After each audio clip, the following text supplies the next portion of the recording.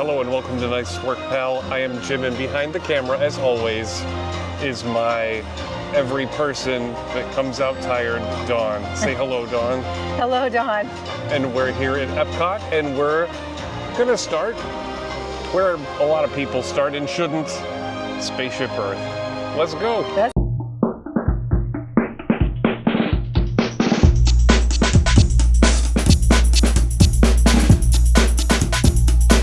So Spaceship Earth, the ride inside the big Epcot ball, it's been around for years, since the opening of Epcot, and it's had like 4 different versions. It's been hosted by some pretty famous names, like Walter Cronkite did the narration for a while. Jeremy Irons, Scar from The Lion King, did it as well.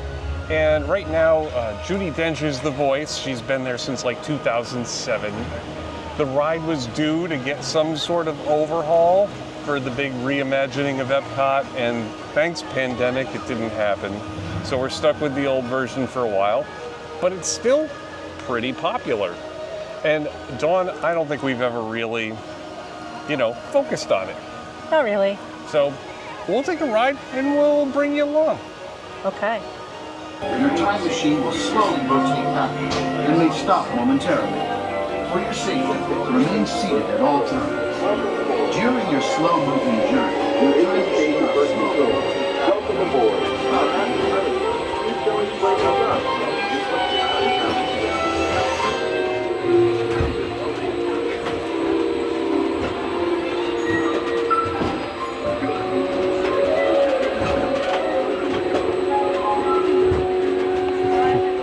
But where are we going? And what kind of future will we discover there? Surprisingly, the answers lie in our past. Since the dawn of recorded history, we've been inventing the future one step at a time. So let's travel back in time together. Here, in this hostile world, is where our story begins. We are alone, struggling to survive, until we learn to communicate with one another. It takes 15,000 years to come up with the next bright idea, recording our knowledge on cave walls. There was only one small problem. When we moved, the recorded knowledge stayed behind. This unknown Egyptian pounding reeds flat is inventing papyrus, a sort of paper.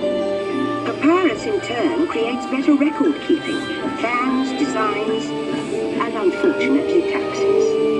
But it also brings with it the dawn of great civilizations.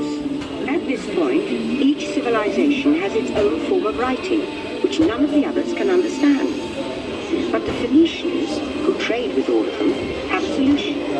They create a simple common alphabet, adaptable to most languages. The ancient Greeks were great inventors of the future. First, they established public schools, and then began teaching an intriguing new subject called mathematics.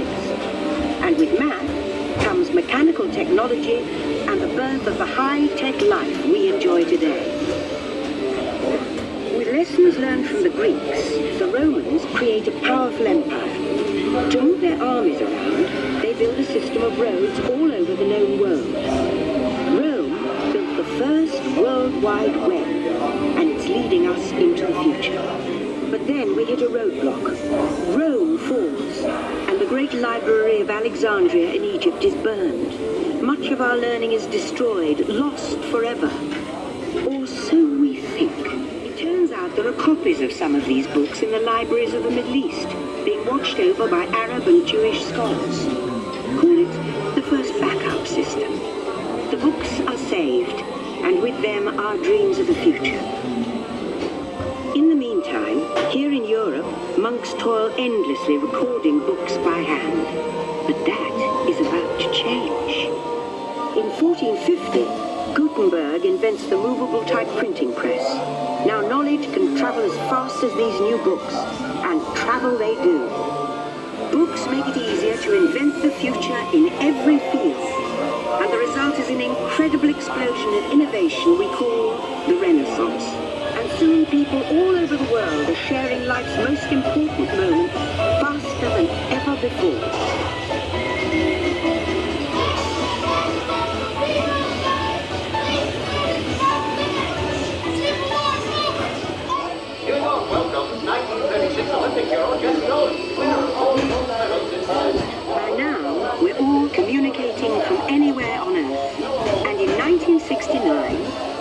somewhere else.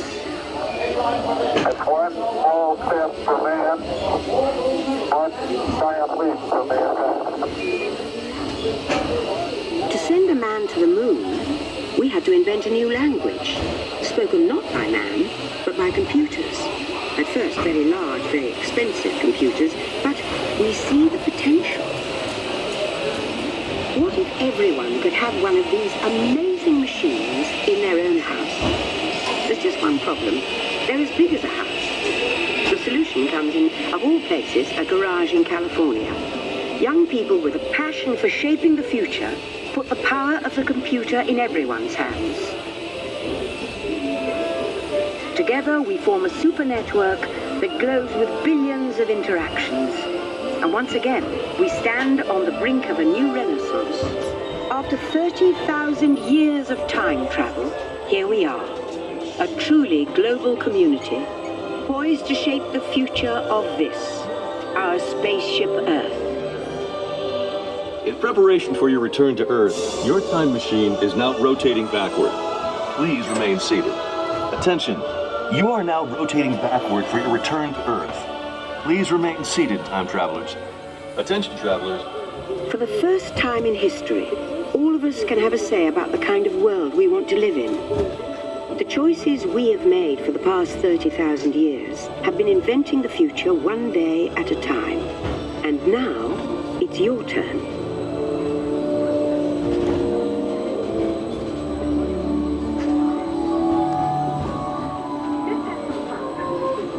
Let's have some fun creating the future, shall we? On your computer screen, answer a few questions for us. Then we'll show you a new world, custom-made just for you. Ready?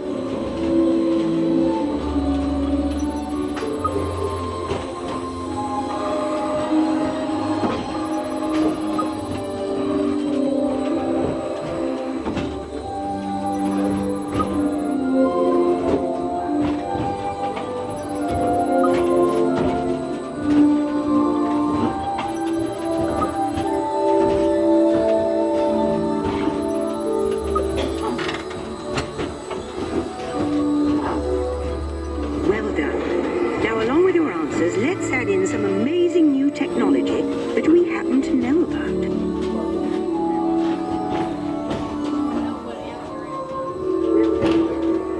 And now I believe your future is just about ready. Let's take a look, shall we? Welcome to the future. Or should I say, your future. Here in your future, getting away on vacation is a breeze. Your smart suitcase knows where you're going and what you'll need. And with solar power from your home fueling station, you're off. You won't have to worry about your pets while you're gone, thanks to handy household robots. You'll leave your city home in an ultra-light, ultra-powerful, totally networked family car that can take you anywhere. Since you like to wing it, your virtual travel agent gives you options for hotels and restaurants along the way.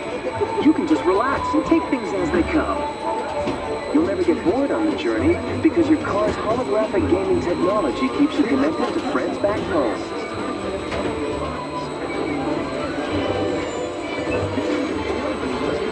You'll travel quickly and safely to places you can't imagine visiting today. And the moment you arrive at your ultimate vacation destination, you're out of this world and into the future. The end. Or should I say the beginning of your future. Don, you look very angry there. Look at my face. Oh my God. Well, at least you have a face. Turns out in the future I have no face. You have no face. So when you leave the ride, there's a couple of games and of course all these pictures of people's photos taken on the ride. Ours didn't come out so well. Other people seem to have done just fine. Yeah. Spaceship Earth. It's a classic ride. It was a lot of fun. Now, anytime you get in a vehicle that's called a time rover, you're going to travel through time and risk changing the timeline. Dawn, I just checked on my phone, and it turns out in our new reality, after traveling through time, MGM Studios is now called Hollywood Studios. Oh, wow. We'll have to go see what that's all about. It's going to take me a long time to get used to saying that. Anyway, the ride was great. I hope they do update it someday. It really needs an upgrade. It could use a little refreshing. In the meantime, I think the only refresh they have planned is they are supposed to open a lounge, like right here. That'd be nice. Yeah, and I think that's supposed to open in 2025. So I like a good lounge, so we'll see what that's all about when they open it. In the meantime, my advice for you is this. This is a great classic ride. You're gonna wanna do it, but if you haven't been here before, you're gonna walk in the morning and see a big line there. Just know that the line usually dies down later in the day. It is something you can circle back to. Well, you got to walk out. Exactly, yeah. So you might as well hit it on the way out. Yeah, it's a great ride, but the line can get a little long in the morning. It goes away.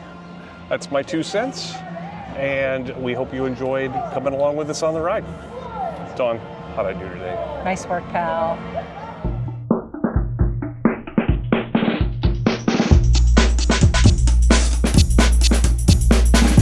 It's been hosted by some pretty famous voices, Walter Cronkite, Jeremy Irons, and currently Miss Judy Bench. She's a bench. Can't sit on her though. She'll complain.